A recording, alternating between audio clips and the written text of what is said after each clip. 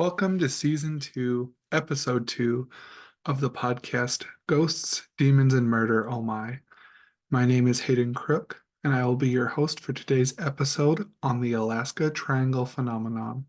Before I get into the episode, I know it's been a while.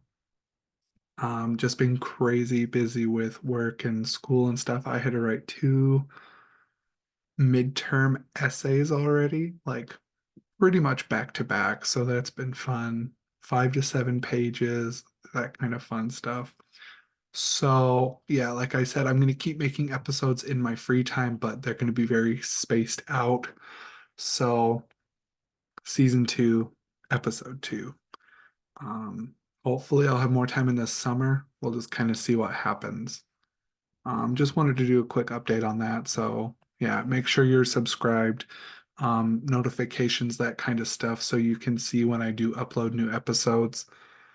Um, yeah, things have just been busy. So, yeah. And speaking of Alaska, if you like spooky shows, murder mysteries, that kind of stuff, the finale's tonight. I've been watching it every Sunday night, but it's True Detective, I think season 4. It's called The Night Country. So check that out. I know the new season kind of has fans divided, like from the older seasons. They're like, oh, season 1 is like top tier television, and it will, no other season or anything or story will ever like be better than season 1 of True Detective. I haven't seen the other seasons. I just saw the trailer a couple months back and started watching it every Sunday night. The Night Country season 4 of True Detective. It's spooky. It's got like, I don't even, it's got the vibes, the spooky vibes, the like murder mystery, supernatural, paranormal, that kind of stuff.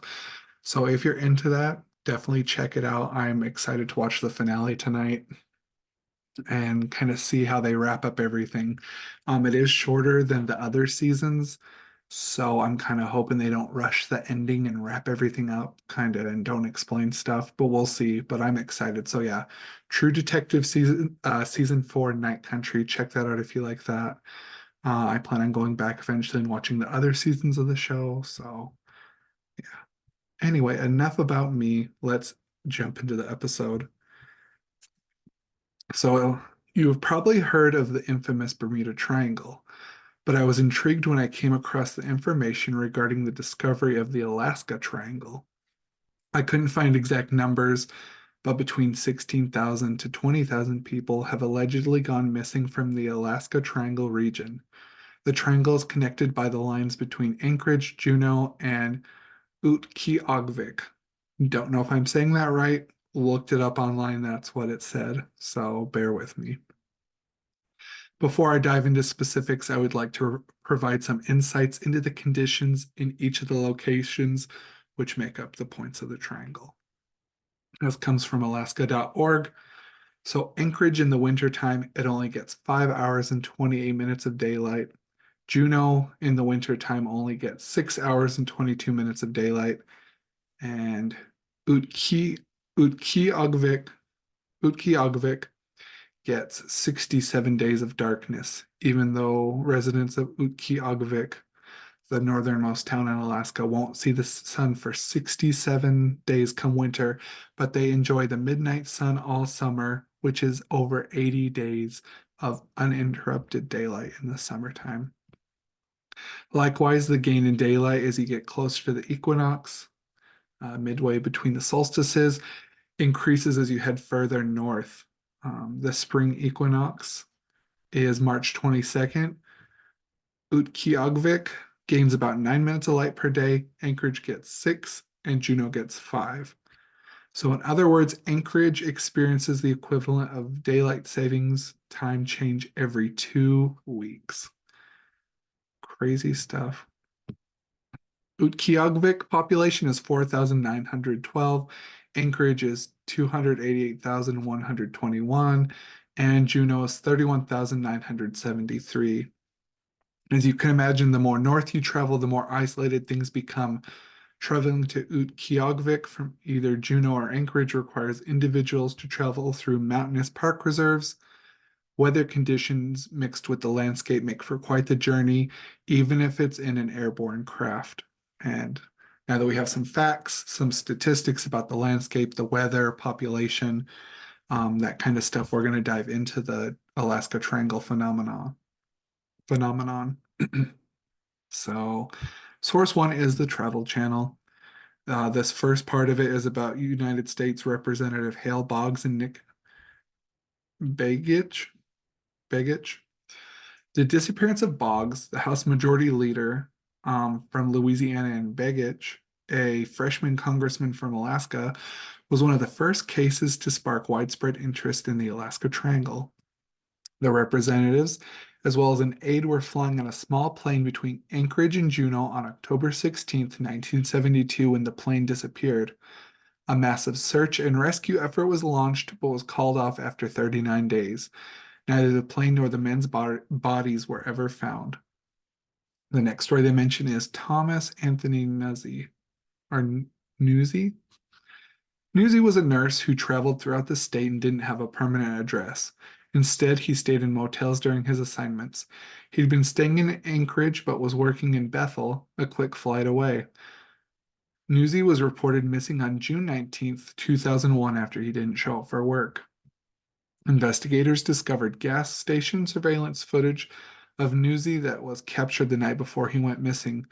Newsy was in the gas station purchasing cigarettes and snacks accompanied by a woman.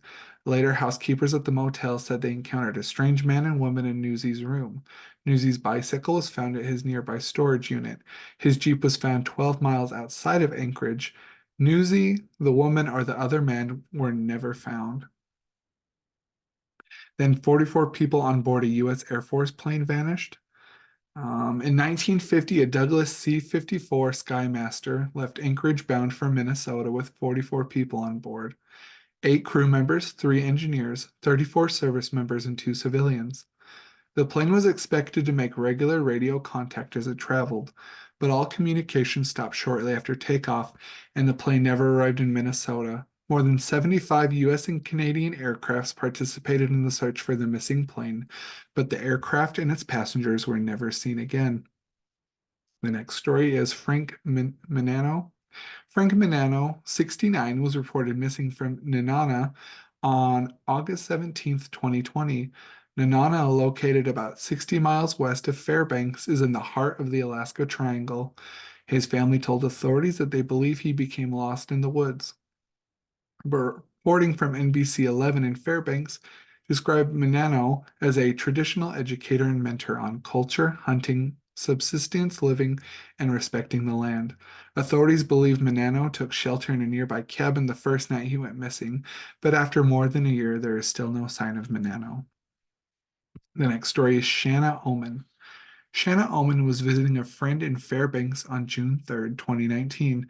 Police were called 6 days later when Oman's roommate said she had never returned home. Her destination was Eagle River, but her cell phone last pinged a tower on June 4th. A police dog and a helicopter were used to search for the woman, but she was never found. Next story is Leonard Lane. The 73-year-old World War II veteran was enjoying the 4th of July parade in Fairbanks in 1995 when he vanished. He was noted to walk with a pronounced limp due to his war injuries. Police had no leads and no information on what may have happened to the man. Though he was declared legally dead in 1997, the case remains unsolved. And in jail, Tiara Hamblin. The 20-year-old mom went out to dinner with her roommate on the night of October 11th, 2014. The woman returned home, but JL decided to go out again on her own. The next morning, her roommate found JL's bed unmade and her car still in the driveway. Her purse was found buried in the snow 5 months later. JL hasn't been seen since the night she disappeared. And then source 2 is a website called The Manual. It's Other Mysteries, Other Disappearances. Paul Lemater suffered a similar fate. At 65, he competed in his first marathon and was rounding the last point, a mere 200 feet from the finish line. However, between that point when he gave his bib number to a race official and the end, he vanished. Authorities believed he had likely fallen off the marathon's path through the wilderness. Yet, despite the minuscule area that needed to be searched and the participation of state troopers, mountain rescue experts, and even trained search dogs, not a trace of the man was ever located. And then there's Alan Foster, who is another example of odd disappearances in the region. In 2013, the expert pilot of nearly 10,000 flight hours vanished from radar soon after takeoff. Neither he nor his aircraft were ever found. He gave no indication of any distress prior to losing contact, and the only oddity beforehand was that he dropped to an altitude of 1,100 feet. Then we had Richard Griffiths, was an inventor who was hoping to prove the worth of his special wilderness survival cocoon. However, after several months of people believing him to be testing his cocoon in the Alaskan wilderness, he was reported missing. The following investigation found that he took a bus toward the White River, a tributary of the Yukon, spent some time in a lodge, and was never seen again. Let's see. And then source 3 is Legends of America, which I've used in the past for other episodes. It says, in fact, since 1988, more than 16,000 people have disappeared in the Alaska Triangle, with a missing person rate of more than twice the national average. In any given year, 500 to 2,000 people go missing in Alaska, never to be seen again. Authorities conduct hundreds of rescue missions and often return without finding the missing person or evidence. These disappearances are blamed on everything from severe weather to aliens, swirling energy vortexes, and an evil shape-shifting demon of Tlingit Indian lore called Kushtaka. But the most likely explanation for these missing people is the wilderness itself. This area has dense forests, craggy mountain peaks, massive glaciers, hidden caves, and deep crevices where downed aircraft or lost hikers might easily be hidden and then covered by snowfall, hiding any trace of human activity. This harsh landscape is also filled with wild animals and is subject to unforgiving weather, including avalanches. However, many support the idea of energy vortexes within the triangle. Energy vortexes are considered swirling centers of energy concentrated in specific places where the energy crackles most intensely. The energy radiates in a spiraling cone shape, clockwise or counterclockwise, creating positive and negative effects. They are thought to affect humans physically, mentally, and emotionally. Positive vortexes spiral upward in a clockwise motion, enhancing energy flow. This type is conducive to healing, meditation, creativity, and self exploration. People actively search these places to feel inspired, recharged, or uplifted. Positive vortexes are said to exist in the Egyptian pyramids, Stonehenge, the Sedona Desert, and sacred temples and cathedrals worldwide. Alternatively, negative vortexes spiral downward counterclockwise, creating a draining or depleting energy and depleting the positive energies in its vicinity. In humans, they are believed to cause health problems, including depression, nightmares, disorientation, confusion, and both visual and auditory hallucinations. They are also said to cause electrical instruments to malfunction. Some places that are said to be filled with negative vortexes are the Bermuda Triangle, Japan's Devil's Sea, and Easter Island. Electronic readings in Alaska have found significant concentrations of magnetic anomalies, some of which have disrupted compasses to the point that they are as much as 30 degrees off.